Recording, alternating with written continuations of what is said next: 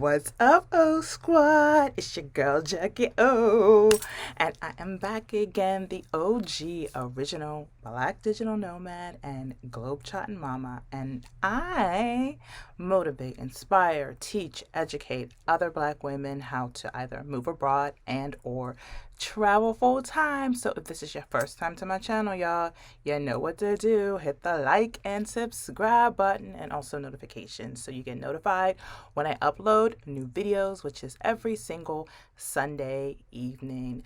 This show is one of my favorite to do, which is called Black Women Doing the Most. And we got a badass sister who is abroad on the continent of Africa.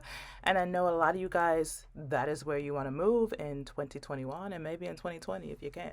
Let's see how this COVID-19 treats us.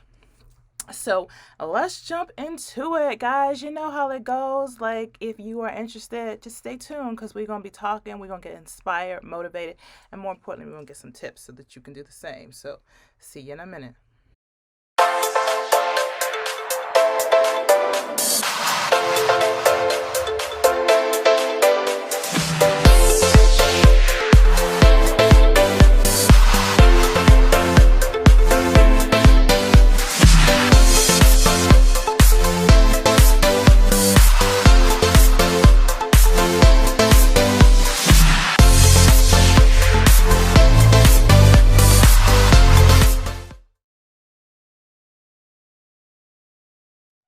What's up, y'all? It is your girl, Jackie O. And if this is your first time to my show, hey, girl, hey, welcome. This is Black Women Doing the Most. And if you have watched this show before, you know my whole mission in life is to inspire, uplift, and motivate and tell the stories of Black women doing the most abroad. And today's sister, let me just tell y'all know if y'all watched me before that I get super pumped, super excited about doing these shows because Black women are my sheroes, like for real, for real. And this sister is no freaking joke. When you talk about perseverance, when you talk about doing the most abroad, when you talk about doing what you got to do for your family, like, sister, she's just amazing. Like, I don't even think my intro could do her justice because that's just how fly and dope she is. And then can we just talk about her hair? Like, that's another thing about this show. Like,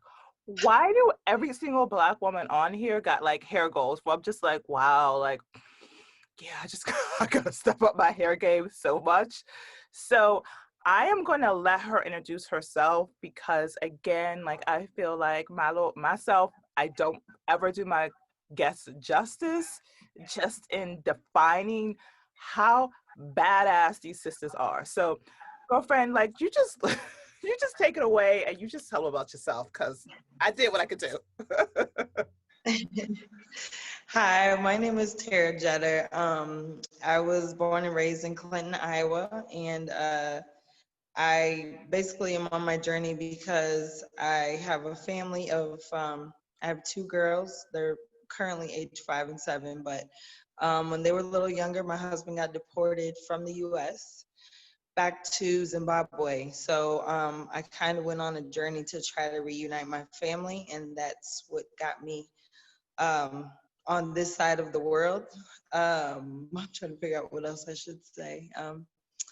Yeah, I'm in my, I'm not 40 yet, but I just decided to take the leap because I felt like I didn't have any other option. So I'm here now, and I'm enjoying Zimbabwe and everything it has to offer. Um, yeah. So, girl, like, let's first of all, let's talk about you looking cute while people sitting in the US putting on their fall gear. Like, I was like, girlfriend got a cute little turquoise little tank top there, like doing the most. So, first of all, let me just give you kudos to that, and kudos to not being cold, because if you're my soul sister and not being cold, I don't do cold at all. So I let don't me even. yeah, let me just give you props for looking amazing first and foremost, because you do, Thank and your you. smile is just lighting up this whole space right here. So um, and you and you just told us so much right there. So I want to backtrack a little bit because first of all, I seen y'all folks who come into my DM saying like, Jackie, why you always got people from both coasts and nobody from the middle? So you heard what your girl said she's from. And it ain't one of the big cities on the West Coast or the East Coast. So I listened to y'all and I and I found a guest. And not only that, but she's in Zimbabwe. Like, that's just so amazing. But I want, because like you go from Iowa to Zimbabwe. We got to talk about everything in between, girlfriend. Let's get into it. And she's a mama. So, and she got 2 kids, right? Like, y'all are always like, Jackie, you only got 1. It was easy for you. Listen, she's doing it with 2. And like when we start really getting her story, like I already told her, because I did a prep talk with her. I already told her she got to write a book. Like, I can see this easily being turned into a mini series. I'm not sure who will play her yet. Maybe Kerry Washington. Don't know yet. But like, sister got a story to tell. So I want to talk about, because particularly with the political climate in the U.S. right now, like deportation. So the love of your life, God, don't, girl. Ruth jumps into this call all the time. So if you I gotta know. if you gotta talk to your children, well, we a child friendly space, so don't worry about it. Yeah. don't even worry about it. Okay. Go knock on the door and ask daddy. That's how you do that. Okay. Yeah. All right. Look, I was like, you don't worry about it. Look, we are mothers first. Look, so if you gotta tend to your children, you gotta tend to your children. Okay. Right. So what? Okay, so back to the question, because yeah, she Yeah. just threw So I me just out. want to talk about a little bit. So the love of your life gets deported, which like for most people already is just like, well, shit, like what the fuck do I do now? And like, Right. I think it's interesting to you, because I've had friends whose partners, whose significant others have been deported, and they're just, in some ways, they're just kind of like, oh well, like I don't know what I'm going to do to get my family back together again. I don't got no, and this is my girlfriend's, not you. I don't got no money. Like, he gone. Like, I don't know. But that wasn't you. Like, you was like, I'm going to figure out a way. And I just want to go a little bit into your thought process, because I think that that will speak to a lot of women who were in the same situation as you and were just like, well, I don't got money for all these attorneys. Like, I don't know what I can do next. Yeah, so I guess I could say my thought process was more like I was just like running blindfolded, you know. As everything, as we were going through like all the immigration proceedings and everything, I was just slowly chipping away at my savings account. Like Mhm. every single thing we were filing in the court systems, like $500, lawyers, Mhm. $1,500 there. So slowly, as you know, we're going through the process, my savings are depleting. And then by the time he got deported, everything was gone. So I basically went from, you know, having a little stability, having money, to like single motherhood just like that. And so it was a really big God, I don't even know what to call it, but it definitely put me into a mind of depression. I mean, I went through a lot of depression just from losing my husband to having to deal with 2 kids, and at that time they were like 1 and 3 or So you something. have So baby. you know We're not they even were, talking. You have babies. yeah. So that was just like, that was a little extreme for me. And I was living in Dallas where I didn't really have much family, and I was struggling to try to find, you know, babysitters while trying to work. So I was busting around Dallas and Fort Worth doing every delivery service I could think of. I just kept telling myself like, this is not permanent, this is not permanent, you know. Like I just knew that everything and all my struggles and everything I was going through was going to pay off somehow. I didn't know when, I didn't know how or the outcome, but I just kept going, because I'm like, well, what else am I going to do? I can't just stop. I can't Mhm. just sit back and throw my hands up and say I surrender. You know, I have kids to take care of. So I yeah, throughout even the, you know, the depression and just feeling alone a lot, because not a lot of people could relate to my situation. So I, you know, I lost friends that probably felt like they couldn't comfort me or help me in any way. And even family, I, you know, stepped away from some people because of their opinions and stuff like that. So it was kind of like going through this alone, on top of the, you know, the effect that it had on me. It was it was very tough, but I just kept telling myself that it was going to pay off. I mean, I just knew something good was going to come out of it. Girl, I thank you for just being that open and honest, just because I know there are so many women out there, because I know I get messages from them all the time who are just in such like vulnerable places, and like all they have is like that hope, right? Like they can't even see Mhm. necessarily what the pathway forward is going to look like, but like they just have a Right. hope that it's going to get better. And I think you are a living testament to the fact that if you just got to stick with it, and you got to believe, like. And Mhm. girl, when you first told me your story, like I got off the Zoom call with you, and I like cried, because I'm like, this sister like you did the most, and you are doing the most, and you did Yeah. it for your family. So just, yeah, just kudos to you. So I want to talk a little bit, go a little bit more into like your background and like your upbringing, because I think, well, we talked about where you're from, and we talked about like a lot of people don't even know black, when you think of like the Midwest outside Chicago. Black people here. Yeah, the Midwest is Chicago. That's pretty much what it is for most people. so so for all my sisters sitting in like, small towns of middle America, right? Just let's tell us a little bit about kind of like your background and just growing up and what that was like for you, because people think, and I'm very honest, like I grew up in Pittsburgh, Pennsylvania, but I grew up in the hood. And people always think the move abroad lifestyle is for like some rich bougie sisters. No. Well, okay, so my upbringing is like, I was raised in a town of like, 35,000 people, probably 99% white. Okay. My family is kind of like a prominent figure in the history of the town because we are like one of the first Black families that settled there and had businesses there, and grew our family even bigger. So our name is known well in our town, and so I think I grew up kind of like, you know, I had kind of a little bit more respect than maybe some of the other Black people in our town.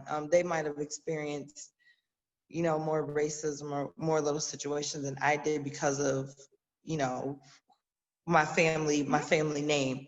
So besides that, I I grew up with like, we were like I would say we would consider like upper middle class in Okay. our town.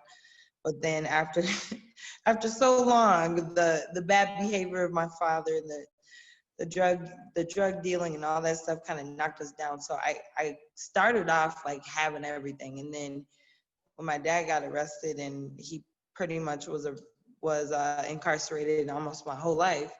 Um, I was now being raised by a single mother. So, she taught me how to hustle. She had 3 jobs. She was always moving. Like, she always made sure we had everything. And so for me, she instilled that in my mind to keep my mind open. Like, one of her number one saying is like, never take no for an answer. So I just So yeah. it's like no matter what it is, don't take no for an answer. She always tells me that. So we did a lot of traveling back and forth when we were like moving around trying to, get stabilized. So I think that also instilled a little openness in my, moving around. I don't necessarily need to be in one place. So um, also my mind I get comfortable, and then once I get comfortable, I get bored. So that also would just drove me to be like, I got to get out of here. I had my fun in California and Dallas, and I felt like I did what I had to do over there, Mhm. and it's time to go. Yeah. There's more. There has to be another side to life. Now, So. when you decided that you were going to figure out a way to reunite your family back together again, so you're in Dallas now, right? Because Zimbabwe wasn't your first choice, was it? Like you initially had thought you were going to go somewhere else. So just tell my audience a little bit about that. Yeah, so originally like after we realized my husband was most likely going to get deported, I actually got a second opinion from a different lawyer. And this lawyer told me that it would make more sense for me to just take our money and relocate to another country versus continuing to fight. So he gave me the contact for a Canadian lawyer, and he's like, "Yeah, this is a good guy. You know, pay him. Within probably 18 months, you guys will be in Canada together. You know, no big deal." Well, it turned out to be like, you know, waiting over a year just for an invitation, and it never came.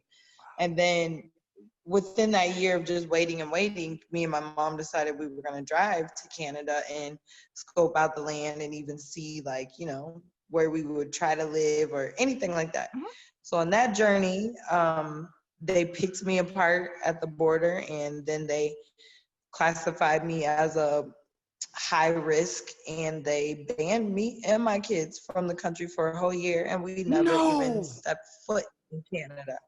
Yeah, they they picked me apart. Like I mainly gave them too much information up first, and that's Mhm. mainly because, like, I have been hearing good things about the Canadian Yeah. immigration, and that, you know, they were way more lenient, understanding than what I had been dealing with in the U.S. So I was like trustworthy with them. So then when they're like, you know, what are you here for? What's your purpose of visit? I'm like, yeah, you know, I applied for a visa. I'm just waiting, but I came here to look around and all this. So then once that was like a red flag to them. Mhm. And so then that point, they're like picking me apart. They're like, oh, where's your husband? We need to call him. And then they're accusing me of trying to smuggle my husband into Canada. And like, it was just completely crazy. And we got banned for a year. So then I was like, well, it just was not meant to be. Mhm. You know, I just don't believe it was meant to be. So then after that, I started seeking out information from Costa Rica. I couldn't get any specific information from Costa Rica about, like, my husband being a Zimbabwean passport holder. So I just kept emailing them, kept trying to find different avenues to get the information from them, and I couldn't get it. So then I meet this group on Facebook called the Deportee Wives, and they have like all these women that had husbands deported back to Mexico, and a lot of them have went through the process and gotten their families to Mexico fairly quickly and cheaply. So I connected with a few of them, and they gave me like detailed instructions on what they did, and I met all the requirements for Mexico, like everything basically surpassed other requirements as far as like financial, education, or whatever it may be. Well, they decided that they wanted to deny our family visa as well, and they could not give me specific information why. You know, he just told me that if I didn't like the decision that was made there in Chicago, that I could just try again in another city. And I'm like, but you're still not telling me in detail Yeah. why. You know, he just kept mentioning Zimbabwe, and so I'm like, okay, so this is an issue with Zimbabwe again. So then I go on to try to Belize. So I'm hearing all this good stuff about Belize. So then I actually go ahead and purchase the ticket for my husband to get to Belize. And he didn't need any kind of travel visas or transit visas to stop in South America and then I'm just going to connect in interrupt you for Belize. one He didn't. second, girl, because a lot of people who are listening don't know what it's like to travel with an African passport.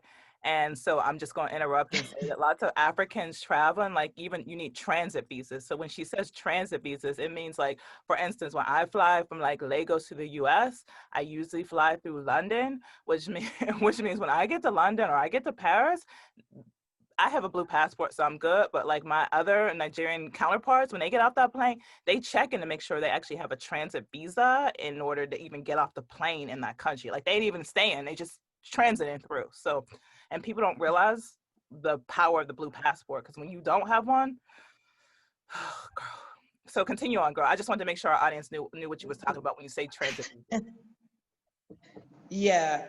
So I made sure that, you know, his route to Belize, he didn't need any type of transit visas. Mhm. So he gets to, he leaves Zimbabwe and he's cleared from security all the way through to Belize. But then once he gets to South Africa, now the airline is heckling him for extra documents, not the security. He's already been cleared for security. So I'm like trying to send them the documents, but now they're using excuses saying that, you know, we're too busy and all this stuff. And I'm trying to get emails so I can send the documents and everything. And they just basically ran off. They made him buy his own ticket back to Zimbabwe. And No. then yeah. And at that point I was like, well, this is like impossible. Like, this is unbelievable, you know? And then so I come to find out later why that was happening. And it was mainly because the South African Airways is just going through a whole bankruptcy. They're going through a whole bunch of corruption, a lot of mismanagement in the company. So, I mean, even if you go on their Facebook page, there's nothing but bad reviews on there. Like everything, so much is scamming they're doing from people. So when that happened, I just really like, I was so frustrated because I'm like, I've tried this like basically every year. We were separated for 3 years, but every year I was going hard on one of those countries, just like really trying to get us in there, and it kept not happening. And because of the state of Zimbabwe, my husband and my in-laws were just like, we just don't think it's a good time for you to come here. This was like, you know, during the fall of Mugabe and the rise of the new president. So they were trying to keep me away from that. And just the state of the economy and everything. They didn't think I could adapt as an American. They're just like, oh, I don't think you can handle it, you know, the power outages and the little, you know, just Yeah, the little the thing. little discrepancies and inconsistencies. They didn't think I could adapt to it. So And I will they were also, shunning me away. yeah, and I will also interject when we talk about like South Africans and Zimbabweans. There's a lot of xenophobia in South Africa against Zimbabweans. Like that is real, and Yep, most Zimbabweans can speak to that it's because real. there are a lot of economic refugees from Zimbabwe in South Africa, and they get treated a lot of times very, very poorly. Yep, I've heard that. Yes. Yeah. So okay, so it's girl, 3 years, girl. And look, I see people on face in the Facebook groups whining about like it's taking them like 6 months, and like you, girl, like I get chills every time I hear your story because it's just like when I say you stayed the freaking course, like and you was all about like all caps family, like girl, girl. Okay, so now he's back in Zimbabwe again. And this has to be, to me, this is like soul crushing, right? Because like he got on a plane, made it to, I'm assuming like Johannesburg, and like Yeah. with family, he's Yep. trying to get everything together, and then they make him buy his own plane ticket to go back to Zimbabwe. Yeah. And then I'm even still like trying to get at least some of the money back, and they're just like, oh, he was a no-show to a flight. I'm like, how can you no-show somebody that you've cleared Yeah. for security all the way through to Belize, and you've even flown him to Yeah. Joburg? You know, it just, I mean, it's insane that God, I was just like, this is like the last sign that I need that Zimbabwe must just be the answer, you know? Like I didn't know what else to tell myself about that, because I knew I did so much to make sure like there was no failure in it this time. Mhm. And it just But still. like even in what you just said, like even in saying that Zimbabwe must be the answer, like to me, girl, that already says what a different type of character you are, because you're not even like, well, that's it, like I'm giving up, like what am I going to do? You're like, well, then I guess we're going to Zimbabwe, which already like tells me like you a hardcore sister, right? Because like there's plenty of women, like you said it so simply and nonchalantly, but there's plenty of women out there who would have been like, well, I tried, right? And you like, yeah, no, this ain't the end. So like, give yourself credit, sister, because No, like, like thank you. I'm still trying to get like, and more like, who are you? Like, like, like I need for every No. sister listed to get your same mindset, because I always tell people moving abroad starts with like your mindset and getting your mind right. And like, sister, you could teach a master class and Yeah. getting your damn mind right. Get your mind right. You know, because like Thank you. No, it's true. Like, Yeah, thank you. hats off to you. So let's talk about, so after Belize was, then you said, okay, we're gonna do Zimbabwe. And what was that like? Actually, no, Okay. actually, I take that back. After Belize, we tried Mexico. Yeah, Again? Mexico was after Belize. Okay. No, I actually, yeah, we basically, I bought the ticket. I bought one ticket to Belize like once, first, like early in the year. Hmm. But then that was before I knew about the whole transit visa thing. Hmm. So then once I realized that, then that was when I bought him the ticket again, but I rerouted it to places where he didn't need a transit visa. But so once the first ticket had fell apart, then I tried Mexico. Hmm. And then when Mexico did all that, then I was like, okay, let me try this Belize thing again. And then when it just all fell through, I just was like, I'm done, because I had spent so many hours just, researching countries, researching flight routes, researching like every little thing, immigration laws. And I was completely taxed. I'm like, why is this so complicated? And I didn't realize the the struggles of just being a Zimbabwean passport holder. I mean, just it seems like it's almost as bad as being a Nigerian passport holder, but um, they just want to complicate things for them, worldwide. It seems like. So that's just So then you, it's just decide like Zimbabwe, we're gonna do it. So what was the process of even getting like your visa? Because you're on a visa, or are you a Zimbabwean passport holder yet? no. So I can't even really say the process because I got here March 1st, and you basically get a visa on arrival at the Okay. airport. But since like 2 weeks after I got here, the world locked down. So So you just like, girl, if Zimbabwe was meant to be, because you. yeah, I slid right in before the borders closed. Like I literally, it's almost like they almost snipped my big toe on the way in. But but so I haven't really been able to experience that yet because they just opened the immigration offices last week. So this whole time since March, like mid-March until last week, the immigration offices have been closed. So they had just put out a report saying, they were going to automatically renew everybody's visas that were here during the lockdown.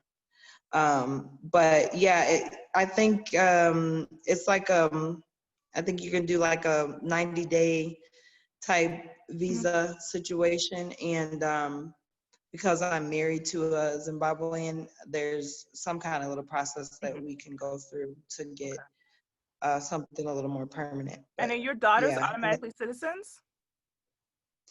I don't think they're automatically.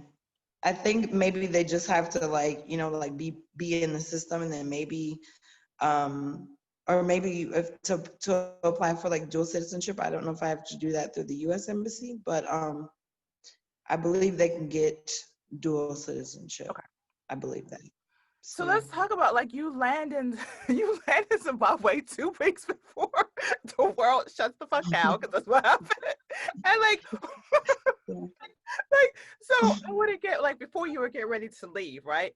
What, because this is another thing that women are constantly kind of asking me about, like the naysayers and people who are like, what the F are you doing? Did you get that? How did you respond to that? Just talk to us a little bit about that.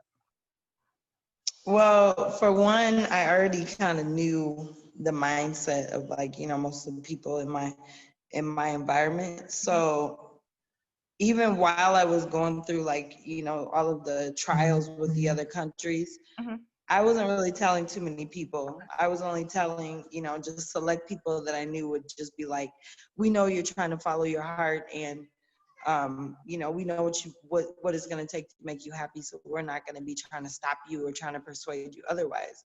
So even leading up to actually like buying my ticket here, I didn't really tell anybody. Like I waited until I bought the ticket, and Mm. then I slowly was telling, like I had to tell my oldest sister because she was like my supervisor at my job. So she had to know. So she had to know. And I'm like, okay, so as soon as it gets out here, then it's getting everywhere, you know?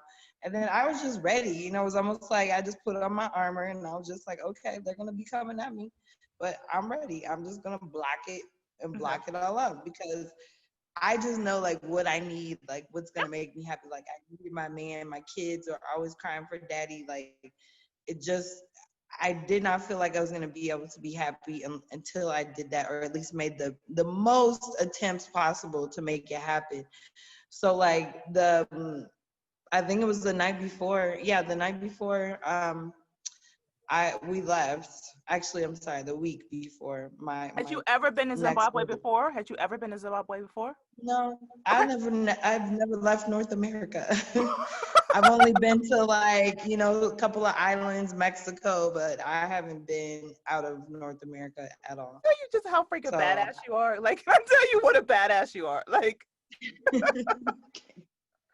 I it's wish I had some wild. wine in here because I would definitely toast to you.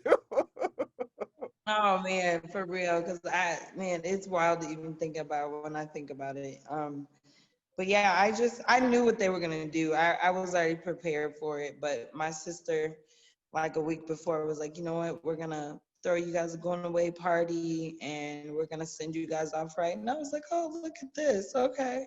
Because maybe, you know, after so long they may have thought it was just talk. You know, a lot of Mhm. people probably didn't think I was actually gonna do it. So once they realized I was doing it, once I put in my notice at the job, my other sister's like, oh, she's going, like she's Mhm. out of here. So yeah, we had a little get together night before we left. Like our flight left at like 5 a.m. in the morning or something, and spent the whole night with my family. Even like family members that I didn't really talk to that much were there, and so it was a very comforting feeling to know like, okay, they support me and they're here for me. Not that I was like having to dip out of the country with, you know, trying to dodge their negative comments, you Yeah. know.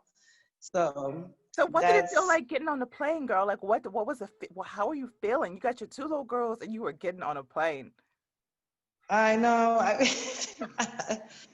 I was just kind of overwhelmed because I was just like, I don't know what's gonna happen. It's like the longest flight I've been on. Like I like to travel, but I don't like flying. You know, like if I could just get on a boat or do something else, that's what I'd rather do. So I was just so nervous. And then like it was right after, you know, they were having the issues with the airplane, the two plane crashes that happened. So I was just like, oh my God, like why do I have to do this now? You know? Um, but I just kept telling myself that I could probably rather get in a car accident than get in a plane crash. Yep, So I'm just gonna absolutely. Uh-huh. keep that. Uh-huh. Yeah, I'm gonna keep that and I'm gonna run with it. Uh-huh. And then you know, I just was just trying to just stay positive through the whole thing because I'm like I don't know. I was just so, my mind was just kind of just like up in the air, like what is happening, what's gonna happen, I don't know. I'm just walking, okay, go to the gate here, get on this plane here. I'm like, yeah, it was absolutely crazy. Like And were your daughters, were they the okay? Were feeling they was calm? like, Were your daughters calm? Were they scared?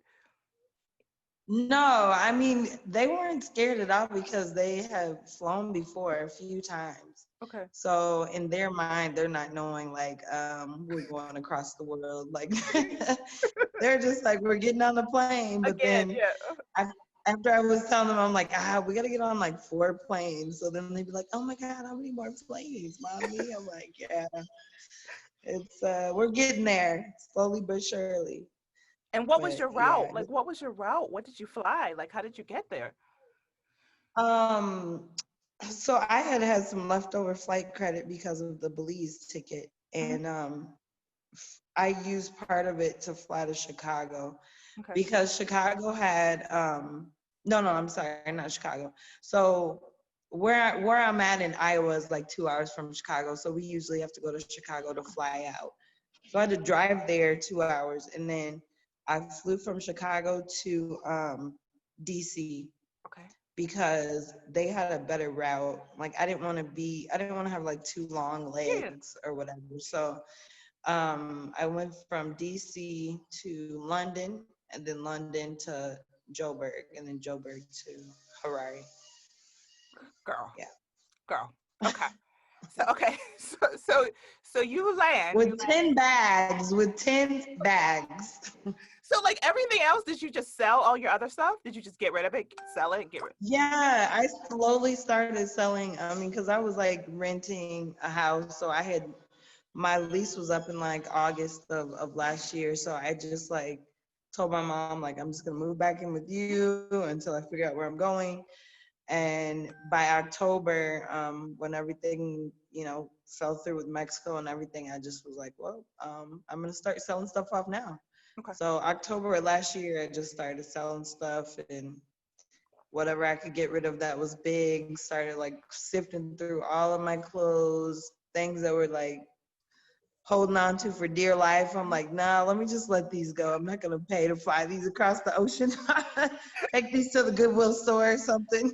Okay. So yeah, I just slowly, I gave myself a good 4 months or whatever to just slowly start bringing stuff down in size. So I came down to just 10 bags and me and my kids. So Girl, kudos to you, girl. So wait, so now you landing at this international airport in this country that you've never been to with two babies, because I still consider little kids babies. They babies. mhm. And 10 bags. And so Yeah, what was that like? Like you get off the plane. I'm sure it was hot. yeah. And It you was hot, and uh, then you I'm haven't seen your walking man in out, three and this years. You haven't seen your man in 3 years. exactly in 3 years. And the first thing that's weird is this whole COVID thing. So, like I said, it was before Africa had closed any borders, or they weren't even really doing anything. Mhm. But so I get like right in the lobby, and by the baggage claim, and they're just like, you need to fill out this COVID-19 form. And I'm just like, what? I don't even watch the news in the US, so I'm not even knowing what's going on. And so they're making me fill out other stuff, and they're asking me like my address, all this stuff. I'm like, I don't even know. Well, where you got to tell me all the last places you've been. And so the guy, like, he seen I was getting so irritated, and then they had no pens. So they were trying to get everybody to fill out a form with like 2 pens, and then they're like telling everybody, go over there and wait for the next person with the pen. So like I'm like hot, like you said. I'm trying to get these 10 bags in order. The kids are And you being got two antsy. kids. Yes. So finally it just like, the guy just realized that he was making things too complicated. So he just took the paper and walked off. Like it wasn't even serious. But yeah, when I got there, then these other two guys come to help me with the bags, and they're like, how much, no, what did they say? Oh, that's what it was. They put these orange stickers on like 5 of my bags. And I'm like, so what do these orange stickers mean? And they're like, well, it just means that we're gonna have to go through those bags because what's the value in there? Do you have anything new? And I'm just like, what do you mean? Like, what do you want me to tell you? I'm not understanding. So these guys pull me off to the side, and they tell me just to say that the whole value of like my whole 10 bags is like $200. So like, just tell them it's just 200. That's it. And I'm like, okay. And I'm still just thinking like, well, who are these guys and why are they helping me out? I'm Course, like, of course, girl. I'm just so confused. I'm like, am I like getting like scammed? Like what is happening? So I didn't know what to do. And then I'm thinking like, okay, but so is my husband gonna come in, or like, what is this whole process that's happening? So anyway, I go over to this, they have like another bag scanner, and I go over there, and they like just kind of start opening the bags and looking through, and they're just like, yeah, you don't have anything new in here. And I'm like, nope, just $200 worth. That's it. Nope, that's it. And I just did what he said. And then I realized why them dudes were trying to help me out, because as soon as my husband got there, they was just lingering around the car. And my husband's like, oh, you're going to have to break them off something. I'm like, okay, I see what their role is here. They helping They are helping the travelers get through the Yep, checkpoint, exactly, but they're making exactly. their They money. expect, girl. They expect. Look. No, because they were telling me they were gonna make me pay. Like if they knew the value of everything I had in there, they were gonna get me. So I was like, thanks, bro, man. Yeah, yeah, yeah, yeah, yeah, yeah. Okay, so you make it through, and like you see, like, so you're in like Zimbabwe. Like, I probably like, girl, if I edit this, I might put some African music in there. Look, you on like you in like you in the motherland. Like, it's hot, it's tropical. Like, what are you thinking now? Like, you got your man. So like, what's going through your head at this point? You made it through immigration. You made it through customs. I'm thinking that it's unbelievable. Uh-huh. Like it's just I'm just thinking like this really happened. Like I really pulled this off, and I honestly don't even remember like half of what I did to pull it off. I mean, I know like the last like 6 months or so that I was in the States, I was busting my ass working. I was working at 3M, and I worked in a freaking adhesive factory. So I'm working 12-hour rotating swing shifts. So I'm just rotating. And then so there was times where they were giving a lot of overtime, like double and triple time. So I was literally a zombie for like 4 or 5 months. I was just going and going and going and just stacking every little penny I could keep. I was stacking it. And so just when I landed, I was just like, oh my God. I'm like, it really happened. Like, I just can't even remember what I did to get through, but it Mm-hmm. happened. And then I'm just looking everywhere. Everybody's black. There's just black people everywhere. Black people riding bikes. Black people with buckets on their head. Black people wheeling tires. I'm like, what the heck? I mean, they're doing everything. They're building houses. They're chopping down trees. I'm like, what in the world? I'm just so astonished, like, because it's everywhere you look, it's black. And I mean, I mean, just think about it for me. I go from like 99% white population to 99% black population. So I'm just like this is crazy to me. So I was just watching and observing. Even the kids, they're like, man, look at that lady. She's got a whole bunch of sticks on her head. Why has she got sticks on her head, mommy? And I'm like, man, she got things to do. She got two things in her hand, and she got a head that she could be using to carry them sticks. So she got places to go. I, okay, so what was the biggest, I guess, besides besides Zimbabwe being hella black and that being a shock, because it is. I think like as I play any place coming from like America, when you see everything is being done by black people, like everything is being done by black people, it is a shock. But then what were the other things that you didn't expect coming in? Anything else that kind of shocked you? I mean, it was like I had known about like the cash issues and the issues with the data and the cell phones and the electricity.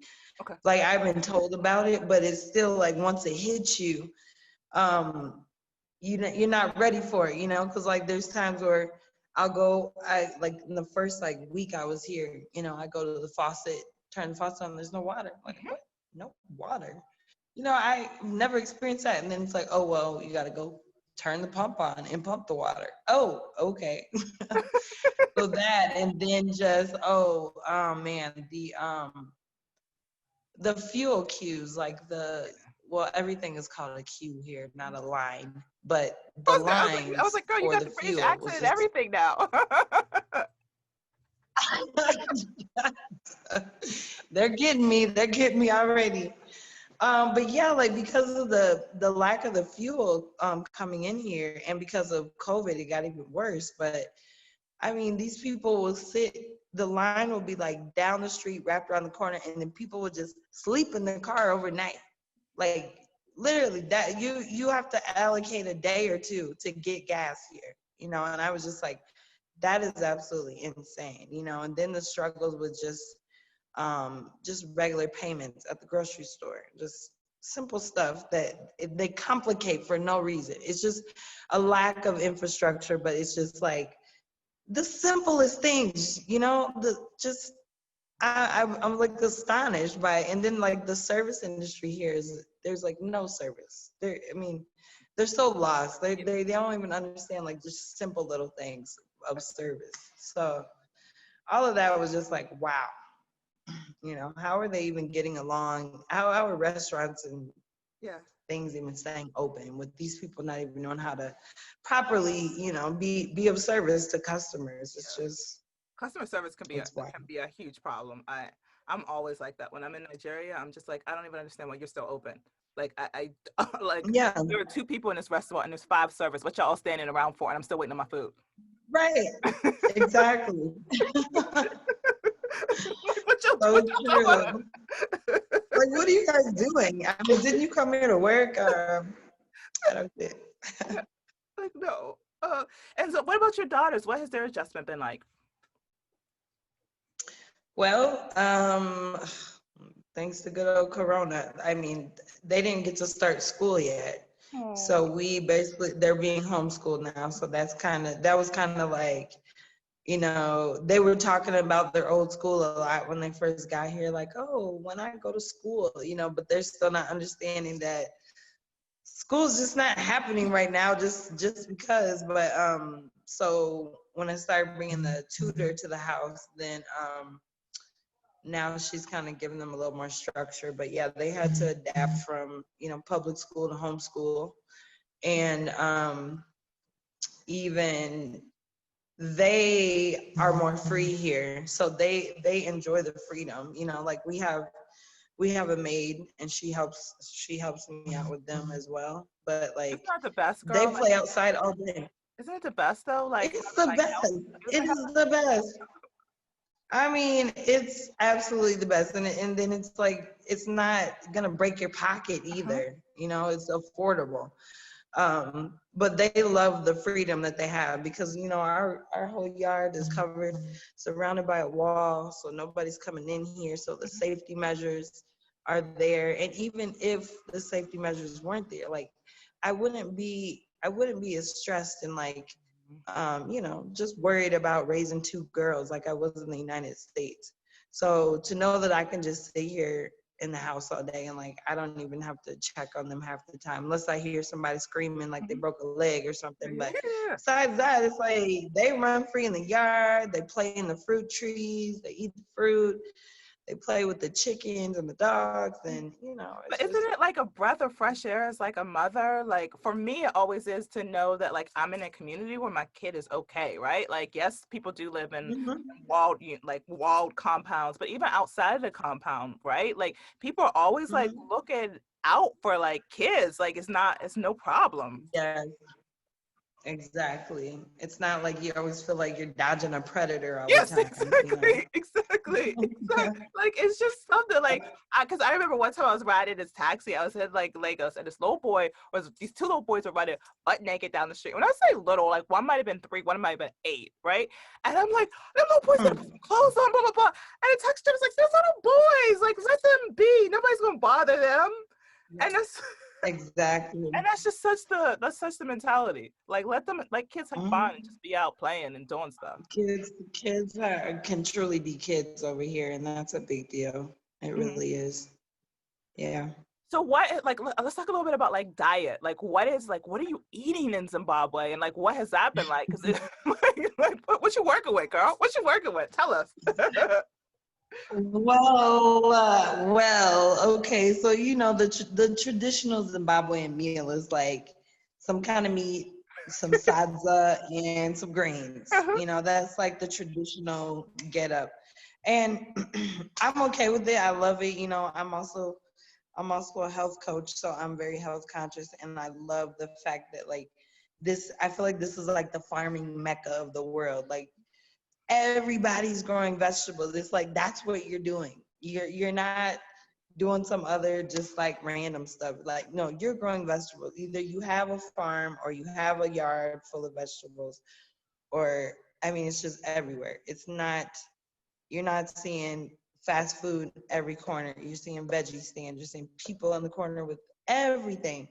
So I mean, on top of that, we have a farm too. But like I eat I kind of stopped eating meat. I was trying to stop eating meat in the States because the meat is so bad, you know. Yep. So when I get over here, it's a very meat driven place. You know, like people call you over for a barbecue, and I'm used to barbecues having like salads and Girl, all no. this Girl, they gotta extra, cook. all They got these whole goats sides, get like roasted, five girl. They and got six sides, baked beans, potatoes, you know. No, it's like we just stand around the fire chewing on meat. Like we don't even need nothing else. We're just like, we don't need no plates. We just grab it right off the grill and eat it. So I've been kind of overly indulging in the meat, which is like unheard of for me, but it's quality meat. It's grass fed, natural, Mhm. humanely, processed meat. So I mean, you can just tell it just tastes clean and tastes pure. So I do that, but now that the restaurants have started opening and stuff, I'm a foodie. So like I gotta be trying everything. So I've been on a Greek kick over here. So I've hit a couple Greek restaurants that are really, really good. They have everything here. They have Thai food, they have Mexican food, they have everything. So I've just been getting out there now with the food, but besides that, we'll hit our little, our cheat days and hit the little chicken in fast food place every once in a while. But besides that, we eat pretty clean. I mean, you just feel healthier and just everything. This just energy flowing through your body is just different. You're not always like feeling depleted and bogged down, and I don't know, just homeostasis in the body. So, girl, you just started a YouTube channel, which I want my audience to know about because I definitely think they should follow your adventures. Because, like, when you hear about people moving to Africa, right? Like, they're usually moving to Ghana or like South Africa, and you doing something completely Mhm. different. So, I want you guys to tell everybody where they can find you on social media. If you want, wherever you want to be found, girl, you don't got to give out nothing you don't want to. But like I truly think you are an inspiration. I think you're an inspiration to women in general. I think you're an inspiration to humanity, but particularly to like Black women who oftentimes are told, no, you can't do this, you can't do that. But like you persevere and you fucking did it. Like you're living it. Like so I really do want people to be able to stay in contact with you and just to cheer you on because I know as soon as I saw your YouTube channel go up, I was like like Hey girl, hey. I was so proud of you. Look, I'm like subscriber, like I'm gonna be in the top 10 subscribers. Like I'm gonna be the first 10. Right.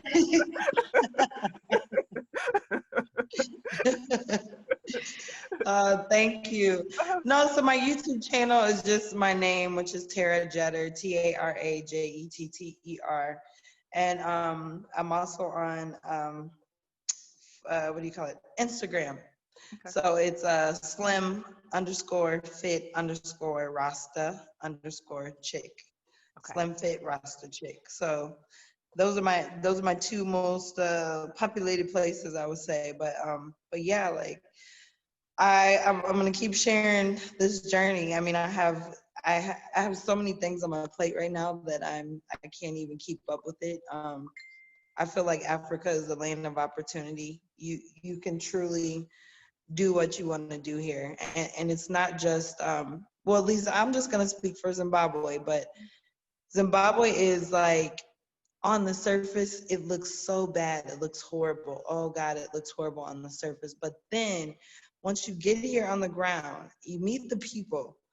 Everybody is so happy here. I mean, even living in this economic turmoil that they're in, they're just so happy. They're always smiling. And then the little, like little pockets of other people that you can find, like people that are overly exposed or um, expats and people that have been, moving around working for the UN and stuff like that. So there's those people here and they have so much to offer. So I've literally just been meeting some really powerful, like really motivating type people in circles. And there's a lot of things on the horizon. So I'm like, I'm elated right now because I don't even know, like, I'm like, how am I going to keep up with all this stuff? there's just so much to do. Girl, and like, So did you think, like, what month is it? It's September, right? Last September, did you know it would be like this? no, I had no idea. I mean, even last September, I didn't know where I was going yet. I didn't even know. I knew I was going somewhere, but I didn't know where I was going. Yeah. No, I truly love it. I truly, when I saw you pop up, because I'm on a lot of the expat groups, but I'm not necessarily that active. I just watch, right? And like when I saw you pop up, I was like, oh no, I'm reaching out. Look, let me just slide. Look, I want to interview her. Right. And I'm Thank you so so glad I much. did. Yeah, like I truly think you are amazing.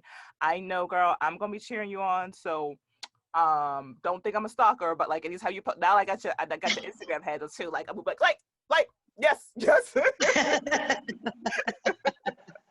But Thank I you. I do truly appreciate like it the though. inspiration. I truly do, and I Thank feel you. completely blessed today that you decided to give me some of your time, because especially I know it's like a mama, time is precious. So I thank you very Yep. much for just being on my show today.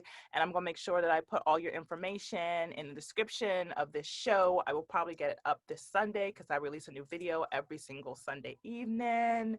And like everybody just gotta go follow Okay, you, awesome. give you love, because sister, you're amazing. So thank you for being on my show, and Thank you. like just keep doing what you do, because like you're like, believe me, I ain't the only sister out there rooting you on, because sis, you got it going on. Like you got it going on. Thank you. Thank you so much. Hey, black girl, hey, you good? Because I'm fabulous. I'm a digital nomad, and my lifestyle allows my daughter and I to experience new places, culture, foods, and people. Living abroad and or traveling full-time is amazing. It is freedom. I can work from anywhere. I want more black women to experience the same sort of freedom. I help black women manifest their dreams of a life abroad or a full-time travel. Are you ready for a life beyond your wildest dreams?